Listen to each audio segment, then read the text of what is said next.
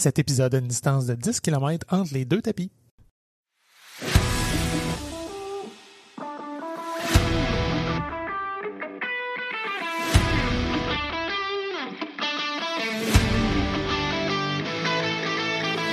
Ici, on parle d'entraînement, de motivation, d'équilibre et tout ce qui nourrit notre passion pour la course.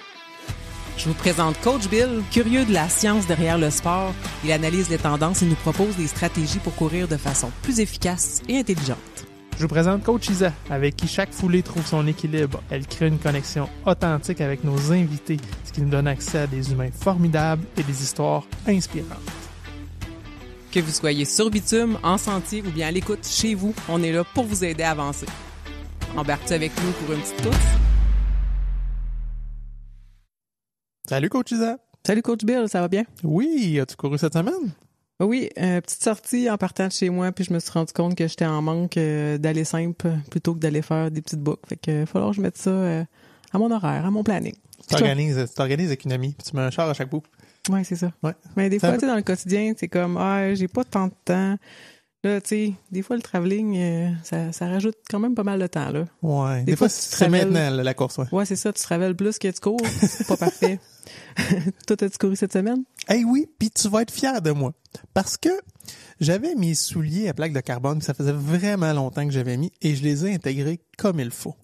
Parce que j'ai commencé par une petite sortie, 2,5 km à peu près seulement. Je me disais, je vais intégrer ça bien comme faut. Mais après ça, j'ai fait mon ami. C'est juste que c'était 30 minutes après, mais j'ai quand même fait une sortie d'intégration de mes souliers. Sur Strava, ça a l'air d'être bien correct, d'être fait comme ça. Mais ceux qui regardent le temps, non, effectivement. J'étais pas correct. J'étais allé, j'ai fait le demi à Bécancour en fin de semaine, le demi-marathon des couleurs avec mon ami Kev. Il faisait super beau d'ailleurs, on était bien. Puis là, j'avais le goût de mettre ces souliers-là. Fait que non, je les ai pas intégrés. Je les ai juste mis. Mais c'est pas comme si tu les avais jamais portés. Non. Tu les connaissais, ton corps les connaissait. Fait que c'est déjà moins pire. Oui. Mais je le trouvais très drôle, même en le faisant, je disais à Kev, c'est la première fois que je vais faire une sortie d'intégration courte avec des souliers. Parlant de Bécancour, je salue Simon, un de nos fidèles auditeurs qui était là à Bécancour. Malheureusement, on s'est pas croisés. Lui m'a vu, il nous a écrit en disant « Hey, je viens de vous croiser, puis je t'ai reconnu à ta molécule tatouée sur ton mollet. » J'ai trouvé ça vraiment sweet qu'ils me reconnaissent à cause de ça. Pour ceux qui n'ont pas écouté les anciens épisodes, sur mon mollet droit, j'ai 2 éléments chimiques qui sont responsables de l'ivresse du coureur que j'ai tatoué littéralement sur mon mollet. Fait que je trouvais ça significatif par rapport à ce que la course m'apporte. On a un point commun, Simon, on reconnaît les gens par leur tatou. Oui, toi, c'est ça. Je croise tellement de monde, mais je passe plus de temps à regarder leur tatou que leur visage. Fait que quand je les croise en plus d'un autre contexte, je suis comme « Salut, on se connaît, hein? » Oui, je pense que t'es ma tatoueuse. Ah, d'accord, montre-moi ton tatou. Ta face me dit rien, mais... Ton tatou, c'est quoi? C'est ça. Un petit update sur la fameuse saga Garmin Strava. Ça semble en voie de se résoudre. Là, ceux qui avaient peur là, que la montre Garmin se connecte plus à Strava, je pense que ça arrivera pas. J'ai vu là, à la blague une map de l'île de Manhattan à New York. Il disait avec Garmin, où là t'as plein de traces, là, la heat map avec plein de couleurs. Sans Garmin, pour voir c'est vierge. Là. Tu dis ouais, ok, ça revient à ce que tu disais. Tu sais, c'est mutuellement profitable, ce partenariat-là, parce que Garmin a une large portion du marché dans les montres connectées, les montres de course, et vélo aussi, là, parce que aussi les cyclistes, ils ont beaucoup d'ordinateurs de bord, là, d'ordinateurs de vélo qui sont de Garmin, puis qui sont des gens qui sont sur Strava aussi.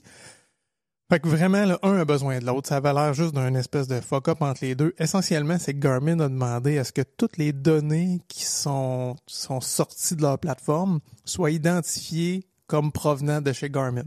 Puis même s'ils s'en vont dans Strava ou s'ils s'en vont dans une tierce partie après ça plus tard, ce qu'ils veulent, c'est garder le tag de « ça vient de chez Garmin à la base ».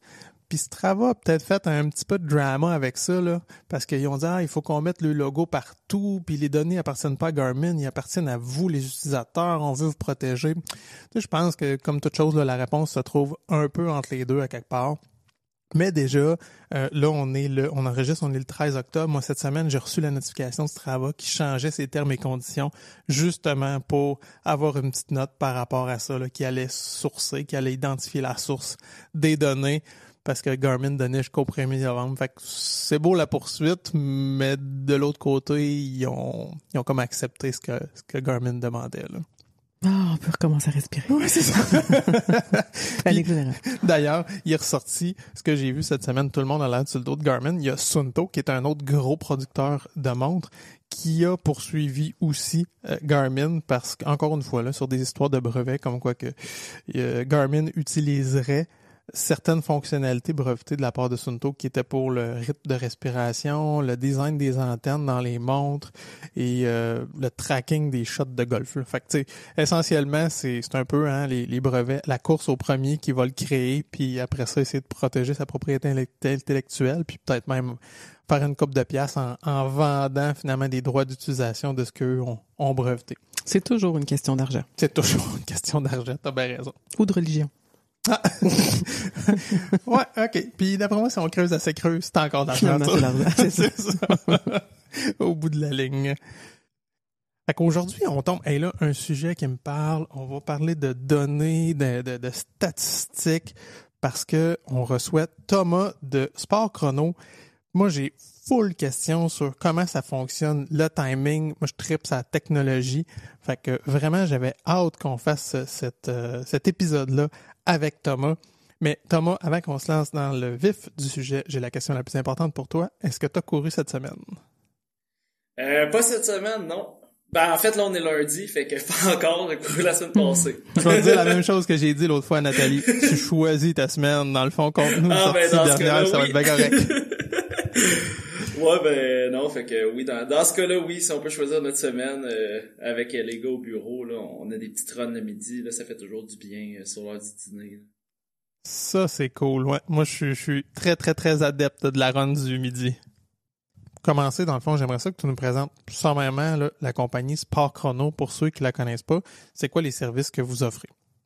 Nous, on offre des services là, de chronométrage, d'événements sportifs. C'est vraiment ça notre core business, mais on a aussi une plateforme d'inscription, la production de dossards. On a une application aussi là, qui regroupe tous nos services. Là, fait que c'est un peu ça.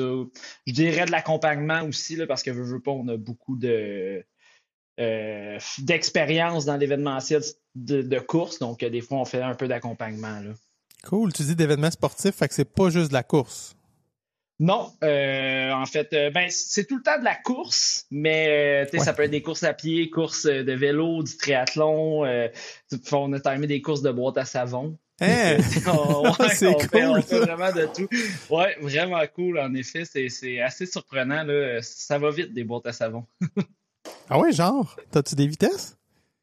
J'ai pas de vitesse parce qu'on prenait le temps, là, mais c'est assez impressionnant pour des enfants de 7 à 10 ans, mettons, qui étaient là-dedans, les voir flyer dans le compte. Là, c'est... Puis d'où vient l'idée d'avoir une entreprise pour chronométrer des courses? Moi, ça vient en fait du cégep. Là. Au cégep, j'avais organisé une course à pied là, pour un projet de fin de deck. Puis j'avais engagé Sport Chrono pour le chronométrage de l'événement. En fait, moi, je suis pas le fondateur chez Sport Chrono. Là. J'ai racheté en 2018 après avoir travaillé là, pour l'ancien propriétaire pendant comme 2 ans environ. Là. Fait que après ça, j'ai racheté puis j'ai continué ça. Là. Ça va 2018, fait que ça fait 7 ans là, environ. OK. Puis je vais d'une première question.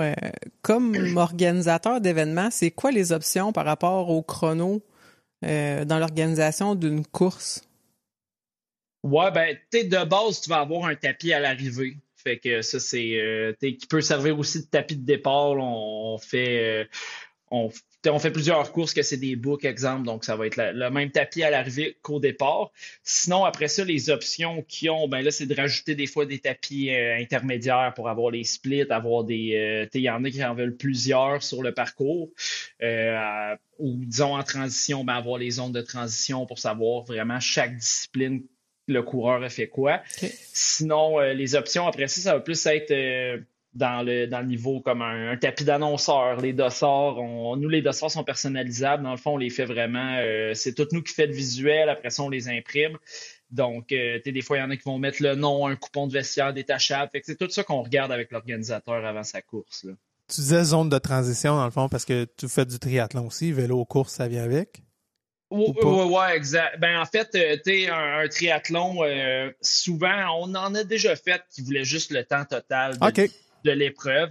Des plus petits, je dirais, des fois que c'est moins compétitif, mais je dirais un triathlon qui va être sanctionné par Triathlon Québec, puis qui vont vouloir, ben là, ils vont vraiment vouloir le temps de natation, le temps de vélo, le temps de course et même le temps de transition.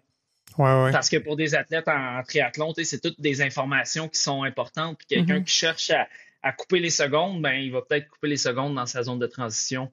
Plus que dans sa course, mettons, parce qu'il va être capable d'aller chercher un 15 secondes en laissant ses souliers attachés sur son vélo ou des trucs comme ça. Là, aïe.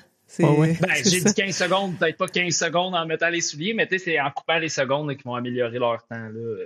Ouais, j'ai déjà vu ça du monde, là. Débarquer, sauter du vélo en dehors des souliers. Ou, ouais, c'est ça. Tu préparer pour optimiser. Là, pour sauver une couple de secondes. Ouais. Quand même. C'est assez impressionnant. Ceux qui sont rapides dans les zones de transition, là, c'est impressionnant. Il y a de la pratique là-dedans. Là, c'est la même chose. Des fois, on fait, mettons, surtout les plus longues, là, mettons 15 kilos, 21, marathon, j'imagine aussi. Ou est-ce qu'il y a des tapis intermédiaires? C'est-tu le même principe? Dans notre système, ça va être le même principe. Niveau technologie, mais tu n'auras pas un tapis au début du point d'eau puis un tapis à la fin là, pour avoir le temps dans la transition. Là, ça va vraiment plus être une lecture intermédiaire que ça va te donner, sur un 10, mettons, mon premier 5 km, je l'ai fait en tant de temps, mon deuxième, je l'ai fait en tant de temps. Là. OK. Fait qu'on les a, ces valeurs-là. C'est quand il y a des tapis intermédiaires, je savais pas. Ça dépend toujours de l'organisateur, en fait, qu'est-ce qu'il va choisir. Mais oui, si on les a. S'il y a des tapis sur le parcours, on va avoir ces infos-là. Mais nous, même comme utilisateurs, si les tapis sont là, on peut s'attendre à les avoir, ces infos-là. Exactement. Puis même, quelqu'un qui est en fait, en live, au fur et à mesure que la course avance, on va savoir, OK, mettons en trail, c'est très utile parce que là, tu vois, on chronomètre l'Ultra Trail des Chic-Chocs, 170 km, pas de réseau, les gens peuvent pas vraiment se texter. Mais au moins, on sait, OK, puis c'est plus pour l'aspect sécurité, je dirais qu'on a ça, mais OK, à telle heure, il était à tel point de ravito, fait qu'on sait au moins à peu près, il se trouve où dans la montagne. Parce qu'on peut pas avoir avec le réseau qui est inexistant dans les montagnes, dans les Chic-Chocs, on peut pas vraiment avoir... les gens, ils n'ont pas de cellulaire pour écrire « OK, je suis rendu à telle place. » là. Ouais. Puis mettons, sur ça, un Ultra Trail là, de 160 kilos, là, vous mettez combien de tapis, par exemple? Tu vois, là, nous, on avait 6 dans les Chic-Chocs. OK. Parce que c'est très difficile de se rendre aux différents endroits. Il y a des places que tu peux même pas te rendre en véhicule. Fait que là, après ça, de monter du stock en haut, aussi, tu as besoin du courant. Vu qu'il n'y a pas de réseau, tu as besoin d'un Starlink. Fait que ça fait qu'il y a beaucoup de choses à amener, mais on en avait 6. Là. C'était comme... Puis tu vois, pendant l'événement, il y en a un qui était connecté sur un panneau solaire. Fait que là, nos systèmes ont des batteries, fait qu'ils continuent à lire, mais le Starlink, il n'y en a pas. Starlink a perdu la connexion, fait que pendant comme une couple d'heures, on était blind, je dirais, là, à ce point-là. Là. C'est quand on a été leur connecter, là, tout a renvoyé. OK, fait que ton tapis, mettons, va accumuler tes données, fait que tu n'as pas rien perdu, mais tu n'avais pas de visibilité sur est-ce que tous mes coureurs ont passé à ce point-là. Exactement. Puis c'est pour ça qu'une organisation comme les Chic-Chocs, eux, vont quand même avoir des bénévoles qui vont être sur place pour vérifier, l'état général du coureur, voir s'il est prêt à repartir, mais aussi pour prendre une certaine une prise de présence pour savoir, OK, tel coureur, il est parti, mais il est aussi il est retourné dans le parcours. Là. Il est arrivé au point de ravito, mais il retourne dans le parcours. Pour les auditeurs qui ne savent pas, le Starlink, là, c'est le service, c'est un service Internet par satellite que tu peux déployer à peu près n'importe où. Là. Fait que vous mettez votre espèce d'antenne coupole là, tant qu'elle a une vue vers le ciel, il va y avoir de l'Internet. Fait que pour connecter des tapis en plein bois, là. Ouais, j'aurais pas pensé, c'est cool. En camping, mettons, fait que c'est super pratique. Mais ouais, fait que c'est très pratique quand on s'en va dans des régions plus éloignées. Tu as parlé tantôt, de dossard, moi, les dernières courses que j'ai faites, les puces étaient toujours dans le dossard. Mais j'ai souvenir, Trou du diable à Shawi, où c'était des puces qui étaient attachées à notre soulier avec des tie wraps. Puis à la fin, il y avait des bénévoles qui coupaient ça pour récupérer les puces parce qu'ils étaient réutilisables. Fait que, peux-tu nous dresser juste un petit portrait de, sans faire tout l'historique, là, mais c'est quoi les types de puces, qu'est-ce qui est réutilisable, pas réutilisable, comment ça fonctionne? En fait, nous, on utilise 2 types de puces. Ça va être encore la même technologie, ça va être du RFID. Pour ceux qui sont pas trop familiers, c'est les mêmes les tags qu'on met là, pour les portes rentrées au bureau, des fois, là, des petits pour débarrer automatiquement. C'est comme la même technologie, mais nous, ça va être à une portée un peu plus longue là, pour que le dossard qui est attaché sur le ventre, ça va quand même bien lire avec nos tapis au sol. Mais on a 2 types de puces. Les puces, comme tu parles, qui sont collées en arrière du dossard, ça, c'est hyper pratique parce que, tu n'as pas à les ramasser après. À la remise, c'est aussi ça crée moins d'erreurs parce que avec les puces aux chevilles ou les puces attachées sur le soulier, il faut que tu t'assures de donner la bonne puce et le bon dossard à la bonne personne là, pour qu'elle puisse aller consulter son temps après. Tandis qu'avec le dossard, la puce est collée en arrière, tu lui donnes ça, puis il est all set pour sa course. Mais donc, les puces qui vont être aux chevilles réutilisables, ça va être surtout utilisé en triathlon à cause de l'aspect natation. Parce que tu peux pas nager. Le monde, ils ont un wetsuit, fait qu'ils peuvent pas nécessairement mettre leur dossard avec la puce. J'ai certaines courses qui vont les utiliser aussi pour des courses, mettons, sur route, qui vont utiliser des puces aux chevilles, mais là, ils vont prévoir un nombre de bénévoles pour pouvoir ramasser ces puces-là après. Là. C'est quoi l'avantage d'utiliser celle-là en course? Il n'y en a pas bien, je dirais. Okay. Je pense que ça représente vraiment beaucoup plus de travail pour l'organisation. Un peu moins cher, mais quand je compare, moi, en tant qu'organisateur de course aussi, comparer le travail que ça implique de ramasser ces puces-là et la remise, c'est plus un aspect écologique, là, les courses qui vont utiliser les puces réutilisables. Ouais, OK, parce que sinon, c'est ça. Tu scrapes une puce, c'est plus... Sinon, la puce, c'est... il y a des gens qui vont garder leur dossard, mais il y en a d'autres qui vont juste les jeter. On est en train, là, probablement un projet pour cet hiver, parce que l'été, c'est bien dur pour nous faire des projets, mais peut-être d'avoir des petites stations de récupération pour que les gens puissent au moins comme décoller la puce puis la mettre pour que nous, on puisse s'en débarrasser là, de la bonne manière, là, pour pas que ça se ramasse à la poubelle ou à la récup. Là. Tu m'amènes exactement là où je m'en allais. Puis deuxième fois que je parle de Nathalie dans l'épisode, elle nous avait conté qu'elle était alignée sur une course, puis la pression du temps ne tentait pas. Elle avait essayé d'arracher la puce derrière le dossard. Elle a dit « Oublie ça, c'est pas arrachable, ça se fait pas. » Mais tes puces réutilisables, ça peut permettre ça. Par exemple, quelqu'un qui prend son dossard, mais met pas la puce à sa cheville, dit « Regarde, je suis autorisé, j'ai mon dossard, je vais pouvoir faire le parcours, mais je veux pas mon temps, par exemple. » Oui, en effet, ça se fait. Ça s'arrache, par exemple. Un moment donné, on avait eu une erreur avec l'imprimante, puis parce qu'on imprime les puces, en fait. Nous, on reçoit ça, c'est des gros rouleaux, les puces sont vierges, puis là, après ça, on va imprimer on va les encoder pour dire que telle puce, c'est tel numéro, telle puce, c'est tel numéro, pour que dans notre système, ça soit traité, puis que la puce, exemple, 550, elle soit associée à Isa, puis après ça, on va savoir que c'est toi qui es passé. Mais là, il y avait eu un problème à l'imprimante. Toutes nos puces étaient décalées de 1. Fait qu'on a toutes dû les décoller. Ouais, on s'en était rendu compte avant, heureusement. Ouais, une chance. À un moment donné, on était comme, c'est spécial. Mais finalement, parce qu'on les teste souvent avant d'envoyer, là, on teste comme des puces un peu au hasard, puis fait que là, on s'était rendu compte que c'était pas normal, mais ça se décolle. C'est sûr que c'est un travail, mais si t'en as une à décoller, ça se fait. Ça doit dépendre des différentes puces, des différentes entreprises, parce qu'il n'y a pas une entreprise qui va utiliser exactement la même puce. Peut-être, mais comme mettons au Québec, je pense pas qu'il y en a une qui utilise la même puce. Fait que ça dépend peut-être de ça, là. Mais ça m'amène justement à me demander, tu sais, pourquoi il y a des courses qui acceptent les changements de dossard, puis il y en a d'autres qui ne l'acceptent pas, puis c'est qui a la charge de faire ces modifications-là? C'est vous ou bien c'est l'organisateur? Ta première question, pourquoi il y en a qui acceptent, d'autres que non, je pourrais pas vraiment le dire. Je te dirais que de plus en plus, les organisateurs vont l'accepter jusqu'à une certaine date avant la course. Puis, là, tu vois, nous, on a rajouté l'option sur notre plateforme d'inscription d'aller directement transférer ton dossard à quelqu'un d'autre. Souvent, il y a des frais qui sont reliés à ça, mais ça permet, il y en a qui ne l'acceptent pas, j'imagine. Veux pas, les dossards sont imprimés, souvent les chandails sont commandés, les médailles aussi. Fait que, je pourrais pas dire pourquoi un organisateur refuse, mais je pourrais pas. Je pense pas qu'il y a de raison. Ben, il doit y avoir des raisons, mais ça dépend vraiment de la politique de l'événement. Ouais, c'est pas lié directement avec à cause du chrono ou à cause du dossard. Là. Ben, le matin même, moi, je conseille à mes organisateurs de pas les accepter parce que là, souvent, c'est ça que ça va...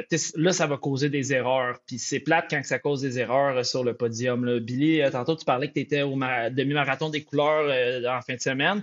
J'y étais aussi. Là, fait que c'était une grosse course, beaucoup de monde. Ça a été sold out assez tôt là, dans la saison. Ils ont même rouvert des places en cours d'année parce que la demande était trop forte. Mais il y a 2 gars qui ont couru avec le dossard d'une amie ou de leur blonde ou peu importe, sans avertir l'organisation. Donc, l'information n'a pas pu se rendre à nous. Donc, nous, le dossard il est inscrit au nom d'une fille chez les femmes. Puis c'est 2 gars qui se sont classés premier puis deuxième, dans le fond, chez les femmes. Mais c'est sûr que nous, on fait tout le temps une vérification visuelle que surtout pendant nos podiums, on va vérifier, OK, bon, ben tel dossard, c'est le premier. Fait que ça nous met comme une certaine marque pour savoir que tout le monde en haut, ben c'est du monde qui ont changé de distance, qui n'ont pas fait le parcours au complet ou des choses comme ça.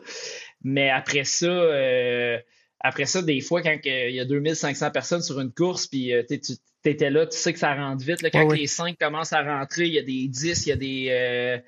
les 5 qui rentrent avant, mais quand les 10 commencent à rentrer, il y a des 5, il y a des 21. Fait que là, du monde qui rentre, ça peut être difficile de vérifier vraiment toutes les personnes. OK, c'était bien un gars, puis c'était le premier du 10. Fait que là, mon collègue qui était sur place, il a été super alerte. Il a vu que que la première femme, c'était un gars qui portait le dossard. Il a été super alerte. Mais le deuxième, on l'a manqué parce qu'il y avait trop de monde qui rentrait en même temps. Fait que on a sorti les podiums, mais finalement, la personne qui a été appelée est jamais venue parce qu'il était pas là. Puis c'est juste après là, que quelqu'un nous a écrit pour dire c'était pas moi, je courais avec le dossard d'une amie. Fait que finalement, on a pu transférer. Fait que c'est pour ça, la charge, elle revient à nous. Souvent aussi, ça fait comme un peu, c'est comme si nous, on avait fait l'erreur, mais c'est des fois le coureur là, qui va prendre sans nécessairement penser à ça, mais c'est important d'aller le dire à l'organisation là, au minimum pour que l'organisation puisse nous faire passer le message puis que nous, après ça, on soit capable d'effectuer le changement. Là. Mais à culpa, j'ai déjà couru le demi-marathon de Lévis sous le nom de Zoé. Mais j'aspirais pas au podium. J'espère que tu n'avais pas fait un podium. Non. Moi, c'est ça, je m'en allais mais dire. Non, loin de là. Quand quelqu'un n'est pas sur le podium, c'est moins grave parce qu'on peut le modifier après, mais les podiums, c'est souvent 30 minutes après que les 3 premiers soient rentrés. On veut faire ça vite parce qu'on veut qu'ils soient encore sur le site de la course. Ben oui. Donc, c'est ça. Fait que, quand c'est après, nous, on peut tout modifier d'un résultat une fois que la course est terminée, mais c'est quand même, c'est ça. Ça fait quand même bouger, même pour les gens qui regardent leur position dans leur groupe d'âge, ça va faire varier aussi là, de façon ça va faire varier, mais c'est ça. Fait que c'est...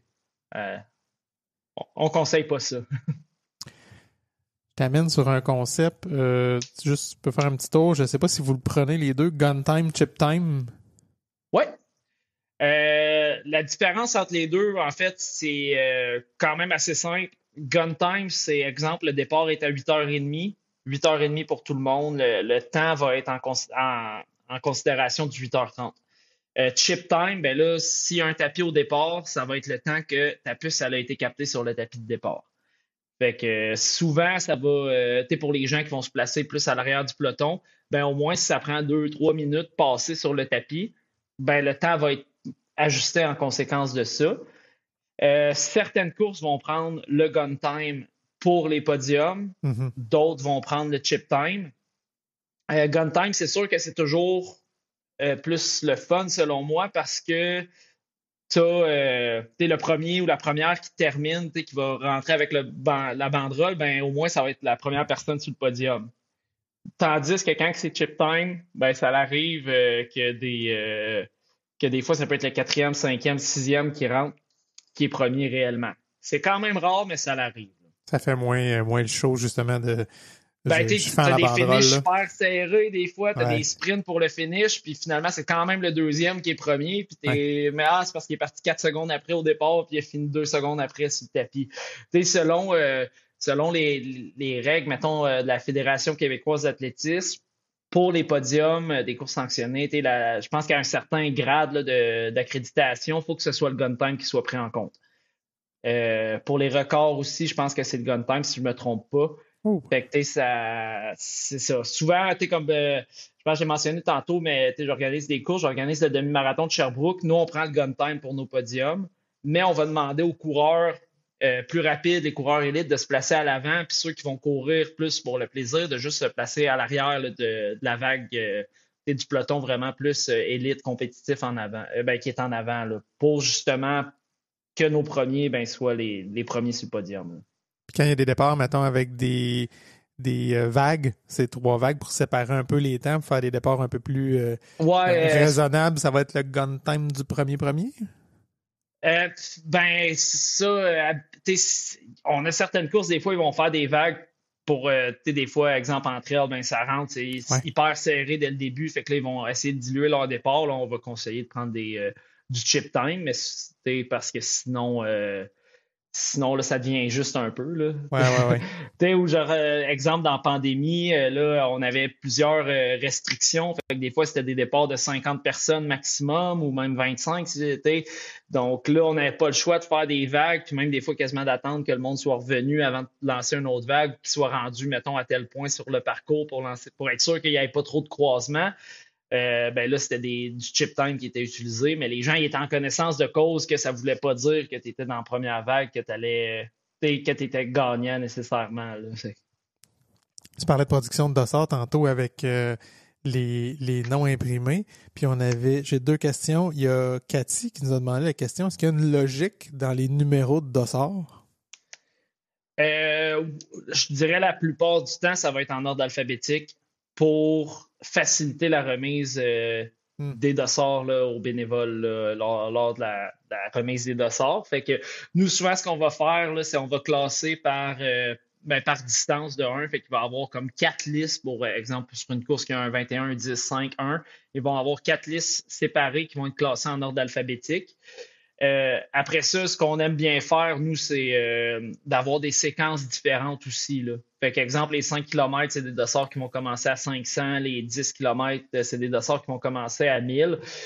Mais on pourrait aussi faire des numéros pêle-mêle. Comme je dis, c'est nous qui imprimons nos puces. On pourrait vraiment mettre ce qu'on veut. Mais c'est vraiment, je te dirais, la raison des fois pourquoi les gens vont être le dossard numéro 1, ça n'a pas nécessairement rapport. Ça va être que leur nom de famille commence par un A. Là.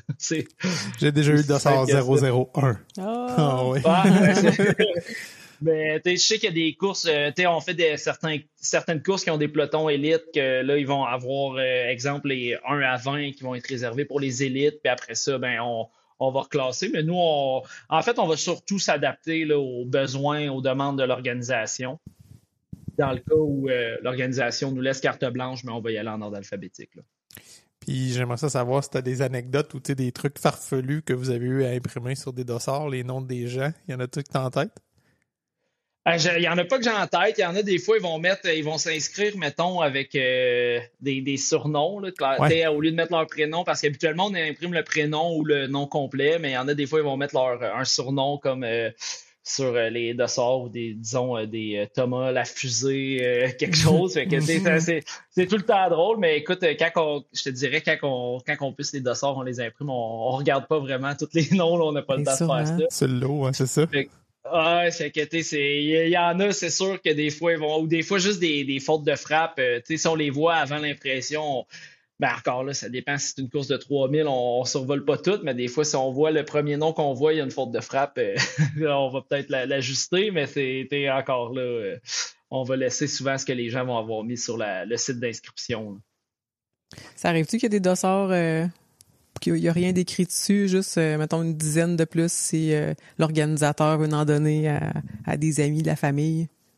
Oui, il y a même beaucoup de courses qui vont prendre les inscriptions sur place. Là. OK. Fait que ça, ils vont dire, OK, exemple, imprime-nous, mettons, 50 dossards de chaque distance de plus, puis ils vont c'est ça, ils vont y c'est aller quand il n'y a comme pas de ça, nom décrit là. dessus, ouais, c'est juste les Quand numéros. il n'y a pas de nom décrit. Mais il y a des organisateurs qu'eux, ils mettront pas nécessairement les noms ces dossards parce qu'ils vont vouloir qu'on fasse l'assignation après l'impression. Ils veulent imprimer leurs dossards, les recevoir bien d'avance pour préparer des sacs, des trucs. Fait que là, il n'y aura pas nécessairement de nom. Encore là, ça dépend vraiment de l'organisateur. Là, quand c'est une inscription sur place comme ça, juste avant la course, ça veut dire que rapidement, vous autres, dans votre équipe, il faut que vous ayez saisir le nom de la personne, sa catégorie d'âge avec le numéro pendant qu'elle court? Souvent, on va demander aux organisateurs de nous donner ça comme une quinzaine, vingtaine de minutes avant le départ. Du gros lousse. Notre système il est fait pour que ce soit assez facile. On fournit un fichier aux organisateurs pour qu'ils ne manquent pas d'informations. Souvent, ça va décaler un peu, puis des fois, on va le recevoir comme une minute avant le départ, mais la manière que notre système y est fait, même si on le met une fois que la course est terminée, la puce va quand même avoir été captée, puis aussitôt qu'on va y assigner un nom, ben là, le classement va se refaire. La raison pourquoi qu'on les veut avant le départ, c'est si quelqu'un s'inscrit sur place qui fait un podium, ben c'est un peu plate de devoir courir après les inscriptions pour pouvoir donner sa médaille. Ouais. Clairement. Cathy, elle avait une autre question. Pourquoi des fois il y a 2 tapis à l'arrivée? Puis c'est lequel qui est bon? Les 2? Je dirais le deuxième tapis va être un tapis de backup. Okay. C'est si jamais il se passe quoi que ce soit avec la puce. Tu sais, des fois, faut comprendre là, que ce qui va bloquer la puce, la lecture, là, souvent, ça va être de l'eau, mettons. Fait que en conditions de pluie, ben, ça lit moins bien. Donc là, le deuxième tapis, souvent, il va prendre parce que la puce va peut-être être décollée un peu du corps. Le corps qui est fait beaucoup d'eau. Fait que ça va décoller un peu. Des fois, le 2-3 mètres, ça va faire que la puce va être captée sur ce tapis-là. Mais notre tapis principal, c'est lui qui est en dessous de l'arche. Okay. Puis je dirais que dans 99,5% des cas, ben, c'est lui qui va lire la puce. Mais le deuxième, c'est plus pour les petites exceptions qui pourraient avoir manqué là, sur le premier tapis. Puis, t'as-tu des histoires, justement, là, d'un master fuck-up, là, que tout marche pas, puis... C'est assez sûr, tu sais, ça fait longtemps que je fais ça, puis quand j'ai acheté la compagnie, le système était un peu plus désuet. Moi, mon partenaire chez Sport Chrono, lui, il est ingénieur en informatique, fait que il a tout fait le système. Vraiment, c'est tout nous, là, le logiciel, le hardware, ça a tout été fait par notre équipe. Mais avant, le système était vraiment plus désuet. Il y avait comme 6-7 branchements à faire le matin de la course, tandis que maintenant, on fait juste ouvrir notre système, tout se load automatiquement, puis on a juste à le démarrer là, d'une certaine manière. J'ai-tu des exemples rapidement comme ça? C'est sûr, c'est déjà arrivé des courses, exemple, que surtout avec l'ancien système, qu'un branchement qui a mal été fait ou quelque chose le matin même, c'est stressant quand même, surtout quand tu commences un peu plus. Branchement qui a mal été fait, les tests n'ont pas été faits avant le départ, on fait tout le temps des tests. Puis là, quand les premiers commencent à arriver, ben là, tu te rends compte, ça lit pas. Fait que là, on te rentre à la main. Parce que le système est toujours aussi on a toujours l'option de le rentrer à la main, la puce. Là. Puis je pense que ça, d'après moi, ça doit pas mal être tous les systèmes qui sont comme ça parce que c'est comme une sécurité supplémentaire. Mais là, ton premier, tu le rentres à la main, tu te dis, c'est bizarre, ton deuxième aussi. Là, un moment donné, t'allumes que crime, c'est pas normal que c'est pas normal que ça fasse 2, 3, 4 de suite que je manque. Fait que là, en panique, tu essaies de repartir ton système en notant tout à main avec les heures pour essayer de remonter la course. Heureusement, je touche du bois, là, ça fait longtemps que c'est pas arrivé, mais notre système il a été fait aussi en considération que le chronométreur sur place, il y a le moins de travail à faire possible. Ouais. Pour que vraiment, puis que même si jamais il fait une erreur monumentale, ben la course, on est capable de toute la remonter avec les lectures, les puces, on va être capable de remonter les résultats. Puis ça va peut-être juste décaler un peu le temps que c'est en ligne, là, parce que là, on est en live. Fait qu'en fait, aussitôt que la personne termine sa course, une demi-seconde après, les résultats vont être là, mais on est capable au moins de remonter si jamais il y a de quoi de majeur qui arrive. Là. Ouais, c'est retraçable après, là, même si c'est juste un numéro, puis que, bon, t'accumules tes données, puis t'as plus de job, mais c'est ça. On l'a aussi dans le passé, on l'a déjà refait sur caméra, là, remonter une course de comme OK, bon, telle personne est à telle heure. Heureusement, c'est pas des courses de 2000 personnes, mais les gens, ils travaillent tellement fort pour avoir leur souvent, il y en a que c'est leur objectif de l'année ou quelque chose, ils vont s'être entraînés toute l'année, pour exemple, leur demi-marathon. Fait que c'est plate de manquer leur temps. C'est pour ça qu'on a tout le temps comme un deuxième tapis à l'arrivée aussi. C'est vraiment pour diminuer les chances qu'il se passe quoi que ce soit là, avec la puce. Puis malheureusement, des fois, ça arrive. Je pense qu'il n'y a pas une compagnie qui peut dire qu'il y a 100% de taux de lecture sur toutes les courses tout le temps. Ça va arriver de temps en temps, mais on est souvent capable de retracer, là, soit avec une caméra à l'arrivée ou des choses comme ça. Là. Ça me rappelle que cette année, à Ottawa, quand on est allé chercher nos dossards, à la sortie de l'expo, il y a un tapis avec une TV qui tag. Fait que tu vois si ton dossard est correct, tu peux tester. Puis le mien marchait pas. Bon, j'étais gossé là 3-4 minutes, là, passe le dossard, attendre qu'il n'y ait plus personne. Je disais, tant pis, je refais pas. C'est pas vrai que je refais la ligne pour ça, tu sais. C'était pas. Ouais, non. Je garde, il marchera pas mon dossard, c'est pas grave. J'ai ma montre, puis c'est bien correct. Puis finalement, le lendemain, j'avais eu mon temps, finalement, sur le site quand même. Fait que probablement que c'est un peu comme tu dis, là, ça a dû être une puce qui a popé. Elle n'est pas assignée, ils ont fouillé, puis ils ont été capables de la retaguer, parce que sur le tapis de test, vraiment, je taguais rien. Là. Ouais, ben, ou le chronométreur qui était sur place, il t'a vu, puis il a vu que t'as pas rentré. C'est encore là. Ben, au marathon d'Ottawa, ça doit être pas mal plus dur à faire de tout scanner comme t'es arrivé, mais peut-être que c'est ça qui est arrivé. Écoute, ça ferait du sens. Là. En même temps, si tu avais tous tes splits sur le parcours, ben probablement que c'était peut-être le tapis de l'expo qui a pas lu ta puce, je sais pas. Peut-être. Ouais. Mais oui, comme tu dis, je reviens à ce que tu disais tantôt, tu sais, il y en a qui, c'est leur course de l'année, tu sais, puis tu peux pas faire 2 fois cette course-là, parce que même si tu recommençais une semaine plus tard, t'es pas dans le même état, là, tu sais, t'as voulu piquer à ce moment-là, puis tu vas avoir ton temps, fait que je comprends la charge, puis je sais pas si je l'ai déjà compté sur le podcast, je pense pas, mais pendant que j'étais étudiante en kin, J'espère qu'ils écoutent pas le podcast. Pour vrai, je suis tellement mal là, cette histoire-là. On faisait de la recherche, puis on était dans le laboratoire de physiologie de l'exercice, puis on pouvait faire des tests VO2 max sur tapis roulant, puis sur vélo. Puis on avait le test 3 minutes all out. Ça a de l'air, c'est dégueulasse. Pour vrai, j'ai jamais fait, puis je l'ai vu, en fait. J'ai fait le test avec la machine, puis le masque, puis toute la patente, puis il y avait une méga séquence. Là, il devait avoir 20 étapes là, pour bien calibrer la machine. Puis le prof nous l'avait dit au début, oubliez pas ce piton-là. Il est vraiment important parce qu'il y a rien qui va enregistrer si vous pèsez pas ce piton. Vous me voyez venir, hein? Fait que, on part, puis tout a l'air de marcher, mais si le piton marche pas, ça n'a pas capté, c'est comme une illusion, là, rien d'enregistré.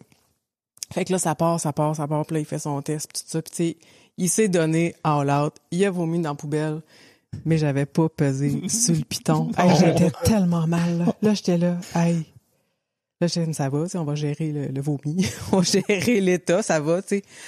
Je sais pas trop comment dire ça, mais j'ai pas pesé sur le piton. Là, tu me niaises. Ouais, non.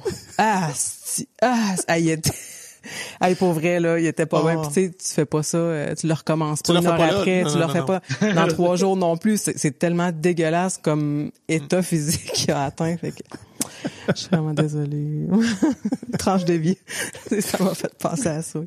Ça fait du lien avec ma prochaine question, justement. Tu sais, les chronométreurs qui sont sur place, là, j'imagine que vous avez à gérer des coureurs, justement, comme ça, insatisfaits ou impatients d'« Hey, mon résultat, comment qu'il est pas là? » ou « Hey, check, moi, ma montre, elle m'a donné ça, puis là, ton tapis me donne ça. » ou les gens vont-tu vous voir comme ça pour, en guillemets, se plaindre ou accélérer les choses? Oui, ça l'arrive, puis des fois, c'est ça, puis des fois, dans le feu de l'action, t'as comme pas nécessairement le temps, ça dépend toujours de la course. Une course de 250 personnes, t'as peut-être un peu plus le temps de prendre 2-3 minutes à la personne pour regarder, expliquer, exemple, la différence entre le gun time et le chip time, là, tantôt, pour revenir à ta question. Tandis que sur des courses de 2000 personnes, c'est plus dur. Fait que des fois, les gens sont... Oui, les gens peuvent être impatients. Fait que, on dit souvent, mettez avec les résultats en live maintenant, si on va juste se référer, si on n'a pas le temps, on va dire les temps sont déjà en ligne sur sportchrono.com. C'est pas tout le monde qui a un téléphone, mais allez voir chez vous. Sinon, revenez nous voir quand vous voyez qu'on est plus tranquille. Là, parce que des fois, là, ça arrive, puis là, c'est comment c'est quoi mon temps? Fait que là, tu prends 2 secondes, tu lui dis 1h20, 1h45, 12 secondes. Puis là, OK, puis je suis combienième? T'es 212e, puis OK, dans mon groupe d'âge, on va voir en ligne. Tous les temps en ligne. Fait que des fois, c'est ça. Sinon, t'as des fois des parents aussi qui vont venir, exemple, s'obstiner un peu c'est de là que je faire revenir un peu sur le chip time, gun time. Les gens vont dire non, mon fils, il a fini premier. J'ai une photo, genre, on voit qu'il est en avant, mais l'autre, le petit gars, il est parti 10 secondes avant les autres. Il était en premier sur le tapis, tandis que celui qui a réellement fini premier, selon le chip time, il était peut-être 10-12 secondes en arrière. Fait que ça se peut que sur la photo que tu ailles, ben, ton jeune il est premier, mais ça peut changer quand même. Fait que là, après ça, on essaie de prendre le temps d'expliquer aux gens. Il y en a qui sont pas nécessairement satisfaits de la réponse des fois, mais écoute, ça dépend toujours des besoins de l'organisateur. Là, ça l'arrive. Fait que dans le fond, la question que Cathy nous a écrit, elle disait qu'elle avait fait une course en trail. Il y avait 3 vagues, puis il était dans la vague B, puis il y avait 5 minutes de différence sur le temps de sa montre puis son temps sur le site Internet. Fait que ça veut dire que c'était en gun time. Écoute, ça doit dépendre de la course. Fait que peut-être c'était gun time, même s'il y avait des vagues. Ou l'autre hypothèse, c'est que sa puce, elle ait juste pas lu au départ, mais qu'elle ait lu à l'arrivée. Je disais que c'est très dur d'avoir du 100%. Fait que sur un départ de 200-300 personnes, ça se peut qu'il y ait une personne qui manque. Là, on le souhaite pas, mais c'est plate quand c'est des vagues. Là, c'est plus, ça l'impacte plus que quand c'est juste un départ que tout le monde part en même temps, parce que là, les temps vont être plus loin. Des fois aussi, ce qui se passe, puis ça doit dépendre des systèmes qui sont utilisés, mais nous, ça va prendre notre système va lire tout le temps là, dans la course. Fait que quelqu'un qui repasse 12 fois sur le tapis après qu'il ait fini, ben ça va prendre sa première arrivée, puis ça va dire c'est ça ton temps. Puis pour le départ, ben ça va être le premier départ, mais des fois, les gens vont aller, ils vont suivre, ils vont passer sur le tapis pendant les départs des autres vagues, ils vont vouloir aller prendre des photos, encourager des amis, puis leur puce va avoir été captée là. Après ça, il y a toujours moyen d'aller vérifier dans notre côté. OK, on avait un départ sur la première vague, mais tu as été capté, exemple, sur le. Ben, tu étais inscrite à la 3e vague, mais tu as été capté sur la première vague, des choses comme ça. Fait qu'on peut l'ajuster. Là. Moi, souvent, ce qu'on conseille aux gens, c'est s'ils ont des questions qui nous écrivent, on peut tout le temps revérifier, nous, de notre côté. Ou sinon, il y a certaines courses que les vagues, ils n'auront pas nécessairement un tapis de départ, mais il va y avoir des vagues quand même. Puis là, les gens vont être inscrits dans une vague précise. Fait que, exemple, tu vas être inscrit dans la vague numéro 1 à 10h, puis la vague numéro 2 est à 10h10. Mais encore là, un peu comme je parlais tantôt, les transferts de dossard, les gens vont décider le matin, je veux courir avec mon ami, je vais partir sur la première vague, mais il n'y a pas de tapis pour te prendre en note. Fait que ton temps, il va être sur la 2e vague.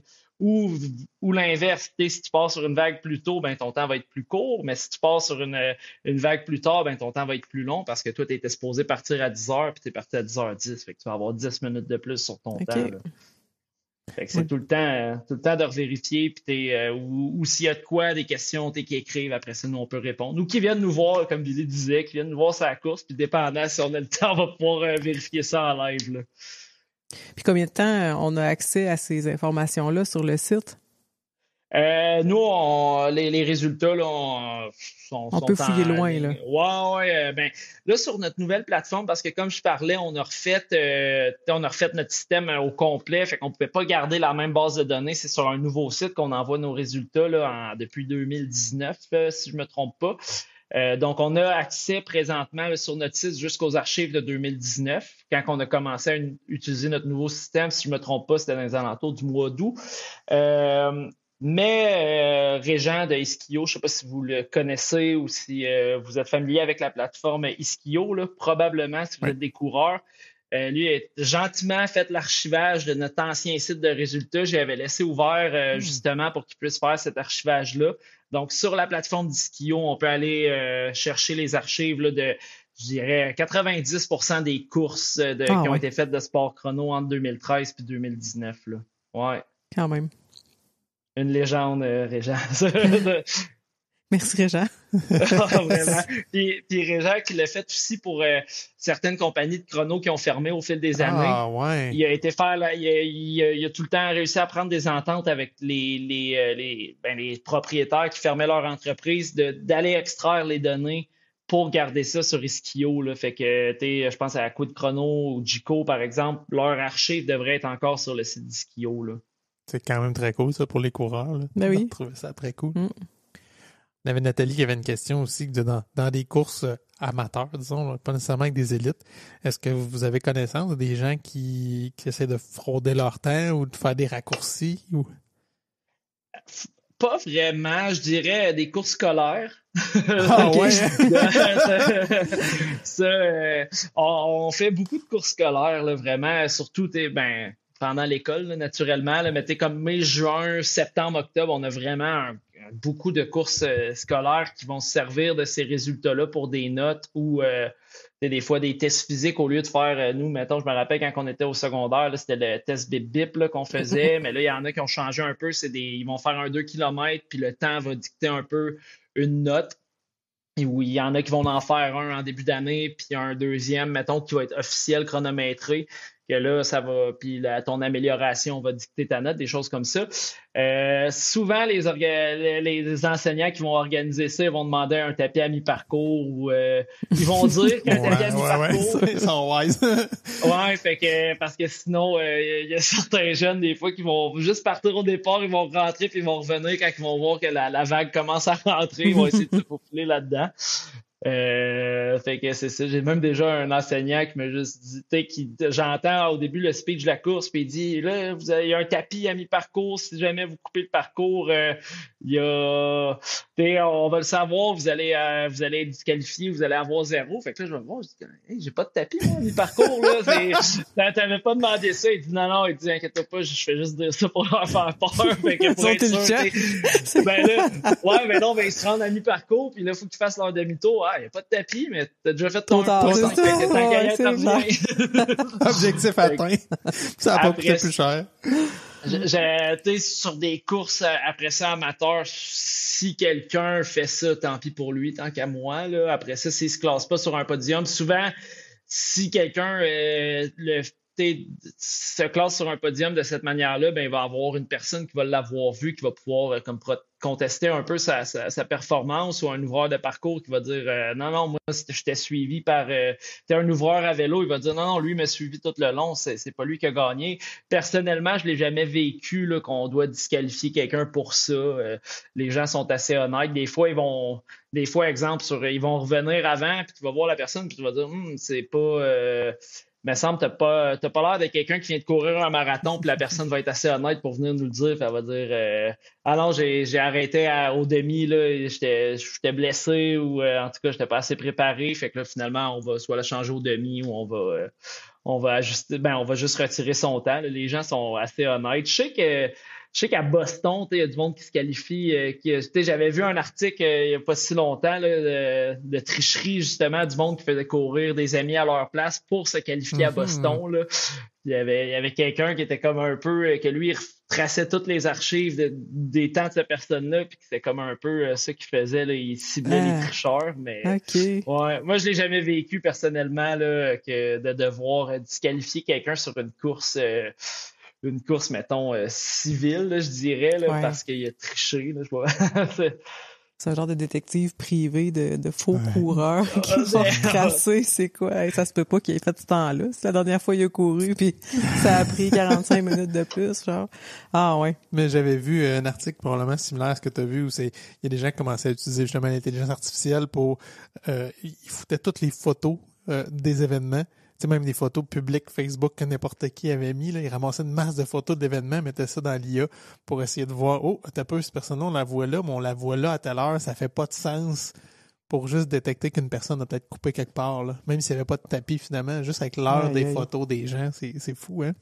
J'ai vu un article de quelqu'un qui avait pris le métro dans un marathon hyper. Je me rappelle plus exactement quel marathon, là, mais genre marathon de Paris ou quelque chose, là, une coureuse qui avait pris le métro, qui était ressortie comme au 30e kilo, là, de quoi de genre, elle s'était fait pogner finalement, mais c'était. Pourquoi faire ça? Ah, c'est ça. Pourquoi? Ouais, mais tu sais, des fois, des courses avec des bourses, écoute, s'il y a des grosses bourses au bout de ça, les gens vont des fois, on peut parler de troubles mentaux, des fois. Il y en a qui se croient, puis ils embarquent dans leur histoire, puis dans leurs mensonges, mais effectivement. Ouais. Il y avait Pierre-Luc aussi qui avait une question. Je sais pas si tu sais ça. Pourquoi dans certaines courses qui, même sont en circuit fermé, il y a des cut-offs de temps? Ben, mettons un circuit fermé, qu'on parle des rues sont barrées et tout, là.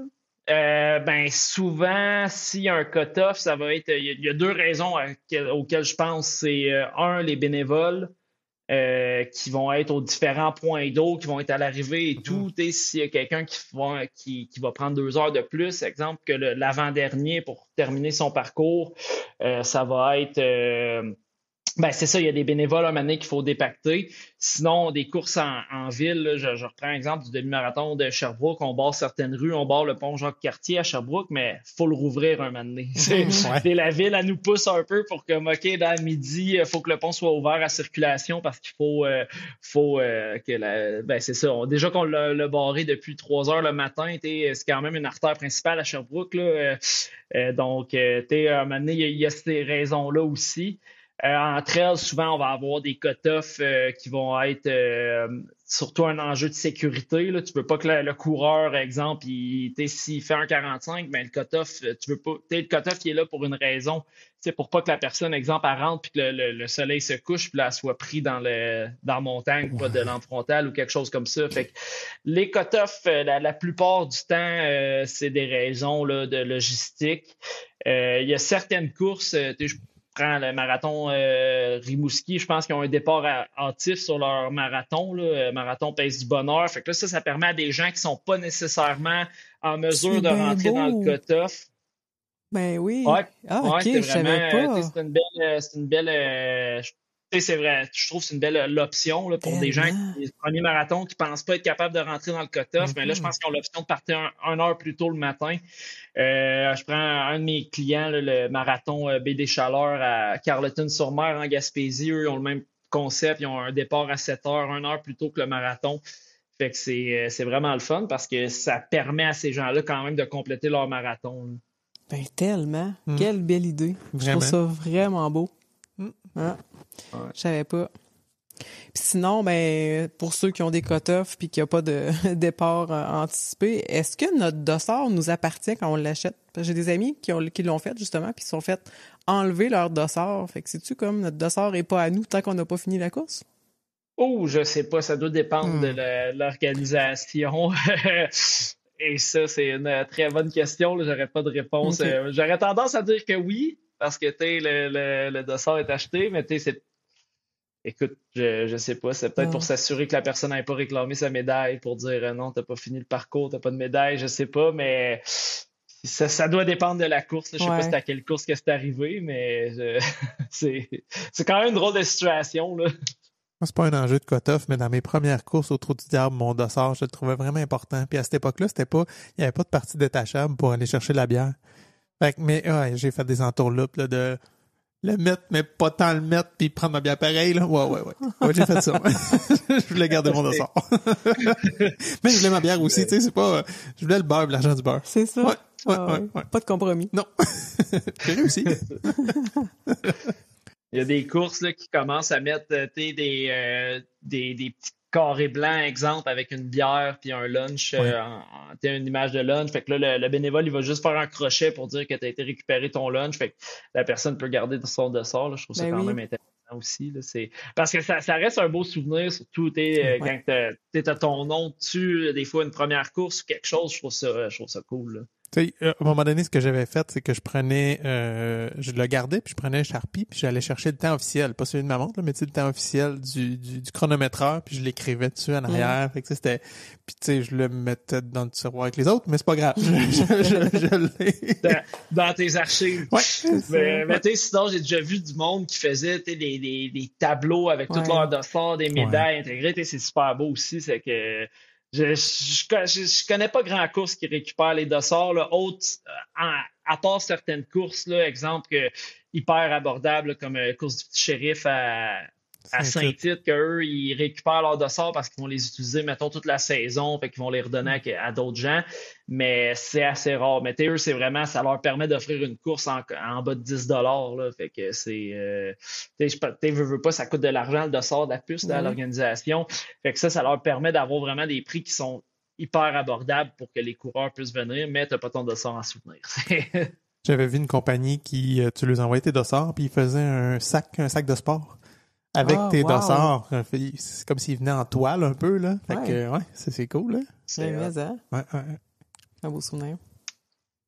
Y a-t-il autre chose comme coureur qu'on n'est pas conscient par rapport au dossard, par rapport au chrono qui te vient en tête, là?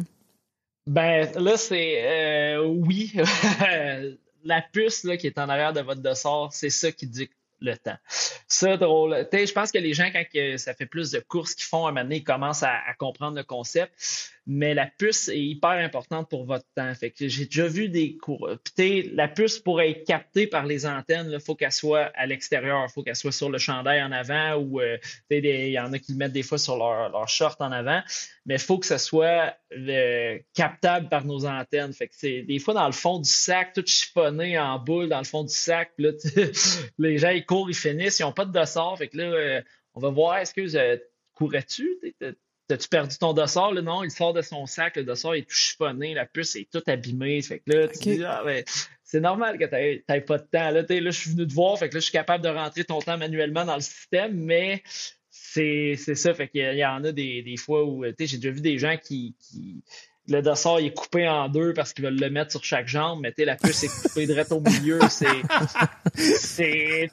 que c'est vraiment des choses que les gens ils oublient ou qu'ils savent pas nécessairement sur leur première course. Fait que nous, on essaie de demander aux organisateurs, justement, là, dans leur guide du coureur, pour ceux qui écoutent aussi, là, le dossard, portez-le en avant, à l'extérieur du manteau s'il fait plus froid. Assurez-vous que la puce soit pas coupée par quoi que ce soit. Ben pas que le signal soit pas coupé par un manteau ou un zipper. Ouais, exact. Il y a même des manteaux là, qu'on voit plus en trait que sur route, mais qui ont comme une couche un peu d'aluminium à l'intérieur là, pour garder vraiment au chaud. Fait que là, oublie ça. C'est sûr que la puce est bloquée par ça peut pas lire. Là. Mais c'est bon à savoir. Fait que c'est bon à savoir. On essaie de pousser de plus en plus les organisateurs. Là. On a fait une petite charte là, pour comment porter votre dossard, les différentes façons. Là. Mais ça... Parce que physiquement, une puce, c'est mince. C'est quoi? Une feuille de papier? Nous, nos puces qu'on utilise vont être de 2 mm ou 1,6 mm. Là, ça dépend desquels. Il y en a qui n'ont pas de mousse par-dessus. La raison, puis il y en a peut-être qui se le demandent pourquoi il y a certaines compagnies qui n'ont pas de mousse, d'autres qui ont des mousses. La mousse, elle va aider à garder le dossard, la puce, en fait, là, décoller de la peau ou du chandail qui va être mouillé. Fait que, le 2 mm de mousse va aider la puce à être, comme je disais, un peu tout le temps écrasé, captable. Exact, parce qu'à un moment donné, s'il mouille à Sio, ton dossard il est tout mouillé, il est écrasé sur ton chandail qui est tout mouillé, puis après ça, les chances que ça lise bien diminuent aussitôt qu'il y a de la pluie, puis qu'il y a beaucoup de pluie, je dirais. Mais avec la mousse de 2 mm, ça va décoller la puce. Parce que la puce va être en dessous de cette mousse-là. Là. Ça va lui laisser comme un peu de place pour, je dirais, respirer. Là. La puce ne respire pas, mais pour être capté. C'est des puces passives, hein, c'est ça? Il n'y a pas de batterie ou rien dedans. Là. Non, c'est exact. C'est des puces passives. Des puces actives, ça va être utilisé plus dans des sports de très haute vitesse. Okay. Puis nous, on n'en a pas chez Sport Chrono. Là, on n'utilise pas cette technologie-là parce qu'on n'a jamais eu le besoin là, de prendre ça. Là. Fait que c'est vraiment la puce qui va être passive, mais qui va être captée par les antennes là, plutôt que la puce qui va envoyer les informations au système. C'est ça, c'est que dans le fond, j'ai travaillé sur un projet autre qui était justement des cartes d'employés, là, qui c'est à peu près le même type de puce, comme tu disais tantôt, pour ouvrir une porte, quelque chose comme ça. Puis il n'y a pas de batterie, il n'y a rien, fait que c'est bon tout le temps. Votre dossard ne manquera pas de batterie. Mais essentiellement, c'est que c'est le tapis qui envoie une espèce d'onde qui fait vibrer l'antenne de la puce puis qui donne juste assez d'énergie pour qu'elle puisse envoyer les données. Mais c'est probablement pour ça que c'est comme collé avec l'eau qu'elle n'est pas capable de bien vibrer puis de bien envoyer finalement ces données, là. Ouais. Exactement. Fait que c'est exactement pour ça. Puis ça devait probablement être la même technologie. Là. Non, les puces n'ont pas de batterie intégrée dedans. Là. Fait qu'ils vont être bonnes. Ben, en fait, ils ont une date d'expiration là, qu'ils disent. Là. Fait que, nous, on les passe toutes dans l'année, mais quand même, des puces qui sont rangées pendant 12 ans, peut-être que ça se peut que à un moment donné, elle soit plus aussi. Elle se dégrade. Ouais, qu'elle soit plus aussi efficace, mais quand même, c'est ça. Puis si j'ai bien compris, c'est pas bon pour l'environnement de se débarrasser de nos dossards qui ont des puces. Ben, c'est sûr que l'antenne va être comme un peu en métal. Ça reste de l'électronique. Fait que c'est sûr que c'est pas l'idéal de juste jeter ça. Là. C'est pour ça qu'on essaye, nous, on va essayer cet hiver là, d'avoir des petites stations, comme je mentionnais tantôt, pour au moins les porter à l'éco-centre, que ce soit géré efficacement, là, où on a regardé avec une compagnie qui sont comme spécialisés un peu dans la gestion de déchets, là, mais non, parce que la puce, elle a si vous la décollez par curiosité, vous allez voir c'est quoi qu'il y a en arrière. Là, c'est pas. Après la course, là? Ouais, après la course. Mais là, souvent, ce qu'on va voir, c'est que la puce va être blanche, va avoir un numéro dessus, ne pas retirer ou des petites informations, des choses comme ça, mais à l'arrière de ça, c'est là qu'elle se trouve la puce. OK. Y avait-il d'autres informations qu'on a besoin de savoir comme coureur? D'autres infos, passer sur les tapis, ça peut paraître des fois un peu banal, naturel. Ouais, banal, exactement, c'est le mot que je cherchais. Ça peut paraître banal de dire faut passer sur le tapis, mais je n'ai déjà vu aussi plus en vélo, mais quand même qui arrivent, puis là, ils dévissent vers le tapis, puis ils veulent pas passer dessus ou pour, j'imagine, pas abîmer leur roue. Mais je peux comprendre, mais en même temps, t'es comme... Billy t'en parlait, ça fait comme des zones, les tapis, là, fait que ça va aller chercher un peu à côté, un peu en avant, un peu en arrière quand même. Nous, ça va prendre le moment que l'antenne était la plus puissante, fait que ça va être au-dessus du tapis. Mais si tu passes 4 mètres à côté, ça se peut que ta puce soit pollue. Fait que passer sur les tapis, je l'ai dit tantôt de dossard en avant, mais sinon, rapidement, pas changer son dossard avec sa blonde le matin de la course. Ouais. Au minimum, en avertir l'organisation. Au minimum, en avertir, ouais, mais c'est ça. Sinon, c'est ça. Je pense pas à grand-chose qui était écouter c'est les consignes des organisateurs. Souvent, c'est des choses qui sont dites le matin même, mais que les gens... ils n'écoutent pas nécessairement ou ils ont déjà leurs écouteurs dans les oreilles. Là, on est ben trop frénétique. On pense pas à ça. Ouais, dis tes affaires, là. On va juste partir, là. Mais oui, souvent, c'est tout dans le guide du coureur. C'est tout dit le matin. Mais ouais, c'est ça. Hey, merci Thomas. C'était franchement intéressant.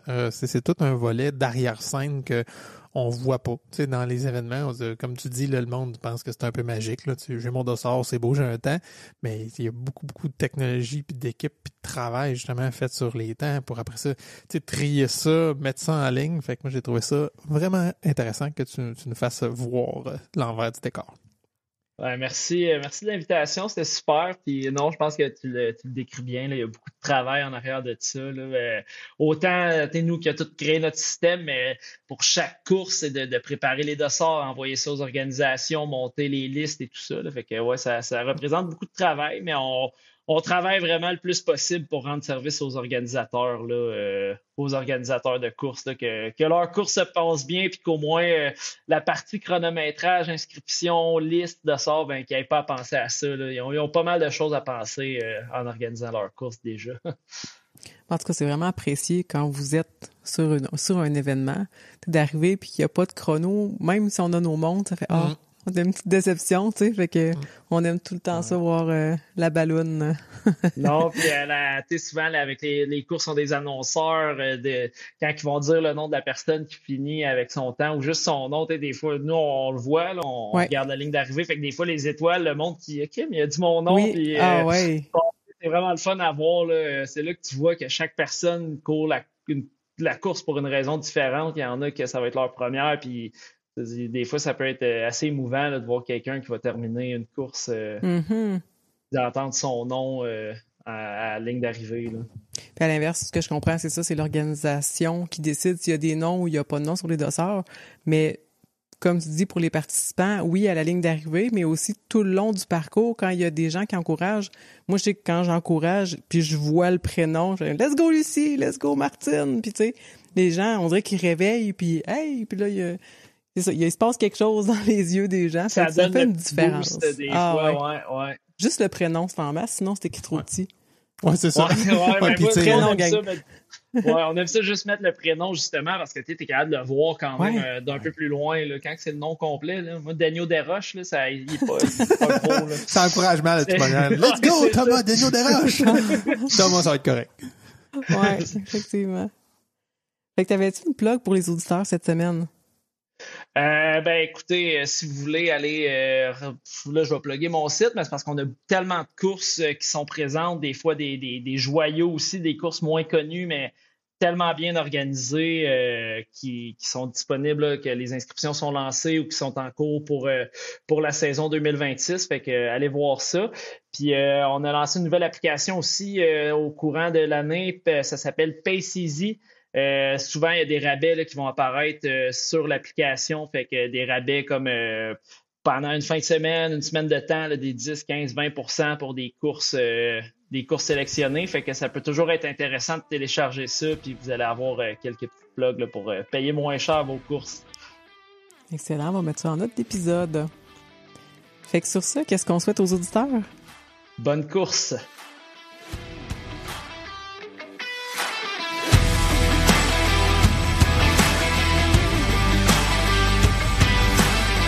Si tu as aimé cet épisode, prends le temps de le partager autour de toi. Abonne-toi sur ta plateforme préférée pour ne pas manquer les nouveaux épisodes qui sortent chaque mardi. Puis tant qu'à y être, laisse-nous un petit commentaire puis un 5 étoiles, c'est toujours apprécié.